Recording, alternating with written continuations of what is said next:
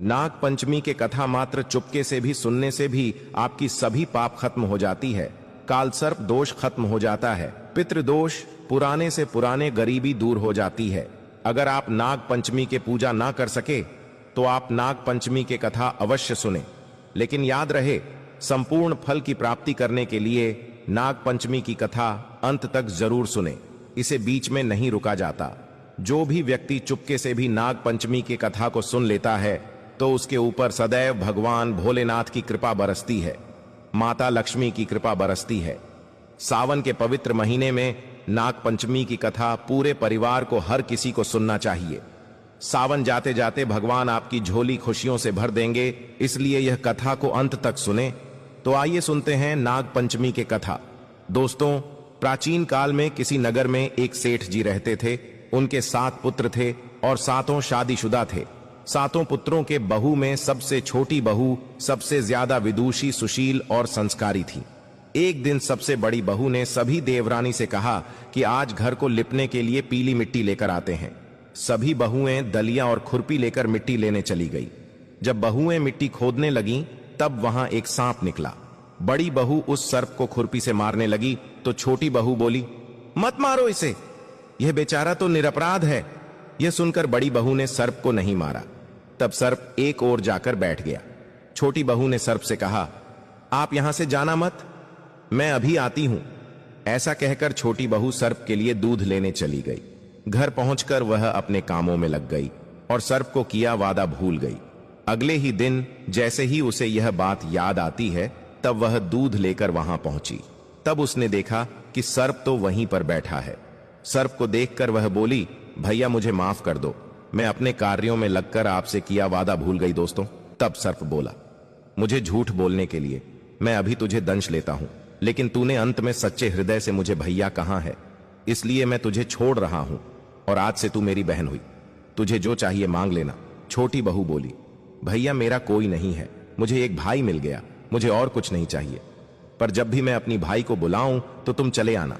कुछ दिनों बाद सावन के महीने में सेठ जी की सभी बहुएं ने अपने अपने पिहर जाने लगी और छोटी बहू से बोली, तेरा तो कोई पिहर नहीं है, तू कहां जाएगी? यह सुनकर छोटी बहू बहुत रोई। तभी वह सर्प एक मनुष्य के रूप धारण करके उसके घर आया और बोला, मेरी बहन को भेज दो। तब सब ने कहा, इसका तो कोई भाई नहीं है। तो वह बोला, मैं दूर का रिश्ते का भाई लगता हूं। इस तरह विश्वास दिलाने पर घर के लोगों ने छोटी बहू को उसके साथ भेज दिया। दोस्तों, रास्ते में उसने छोटी बहू को बताया, बहन मैं तुम्हारी भाई सर्प हूं और तुम्हें अपने साथ अपने घर नागलोक ले जाने आया हूं।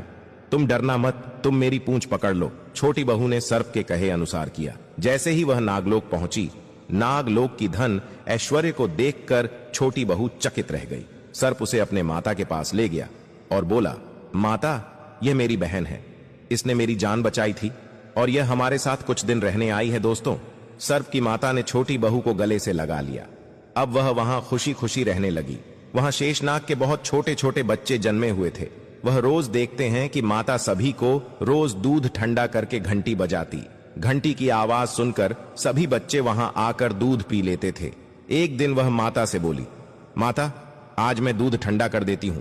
अभी दूध ठंडा नहीं हुआ था कि उसने जल्दबाजी में घंटी बजा दी और घंटी की आवाज सुनकर छोटे छोटे सांप दौड़ पड़ी। दूध पीते ही कईयों के फन जल गए। सभी सर्प बोले, हम इसे दंशेंगे, परंतु माता की समझाने पर बच्चे मान गए। दोस्तों, तब उसके भाई सर्प ने और उसकी माता ने छोटी बहू को हीरे मोती और जवाहरात देकर उसे विदा कर दिया। इतनी सारी धन दौलत देखकर बड़ी बहू बोली, भाई ने इतनी सारी दौलत दी है तो इसे झाड़ने के लिए एक सोने के झाड़ू भी दे देता। यह सुनकर सर्प ने सोने के झाड़ू भी ला करके दे दी और उसकी माता की तरफ से हीरे मोती और मणियों का एक अद्भुत हार भी दिया। उस हार की प्रशंसा सारे नगर में होने लगी। दोस्तों, जब यह प्रशंसा नगर की रानी ने सुनी तो उस हार को पहनने की इच्छा उसने राजा को बताई। राजा ने तुरंत अपने सैनिकों को वह हार लाने भेज दिया। राजा के डर से सेठ जी ने छोटी बहू का हार सैनिकों को दे दिया। इस बात से छोटी बहू बहुत दुखी हुई और अपने भाई सर्प को याद करके उसे सारी बात बताई। सर्प बोला, बहन तुम दुखी मत हो, राजा खुद तुम्हें वह हार लौटाने आएगी। रानी ने जैसे ही वह हार पहना, वह हार सर्प बन गया और रानी ने डर कर वह हार फेंक दिया। यह देखकर राजा ने छोटी बहू को उपस्थित होने का आदेश दिया। सेठ जी स्वयं छोटी बहू को लेकर गई। राजा ने छोटी बहू से पूछा, तूने क्या काला जादू किया है? छोटी बहू बोली, राजन मुझे क्षमा कीजिए, यह हार ऐसा ही है, यह हार मुझे मेरी भाई ने दिया है। इतनी देर में वह नाग वहां पर प्रकट हो गया। नाग बोला, यह मेरी बहन है और यह हार मैंने इसे दिया है। यह देखकर सभी लोगों ने नाग देवता को प्रणाम किया। क्योंकि उस दिन पंचमी तिथि थी, इसलिए उस दिन से नाग पंचमी का त्योहार मनाया जाता है। दोस्तों, तभी से सभी स्त्रियां सर्प को अपना भाई मानकर उसकी पूजा करते हैं। शास्त्रों में बताया जाता है कि सावन के पवित्र महीने में नाग पंचमी के पावन पर्व पर नाग देवता को गाय का कच्चा दूध अवश्य अर्पित करना चाहिए। इस दिन नागों का राजा साक्षात आपको वरदान देते हैं। काल सर्प दोष समाप्त हो जाता है, पितृदोष दूर हो जाता है। नाग पंचमी के दिन नाग देवता के दर्शन करने से बहुत ही शुभ और मंगलकारी माना जाता है। सच्चे दिल से कमेंट बॉक्स में लिखें, नाग देवता की जय हो, ओम नमः शिवाय।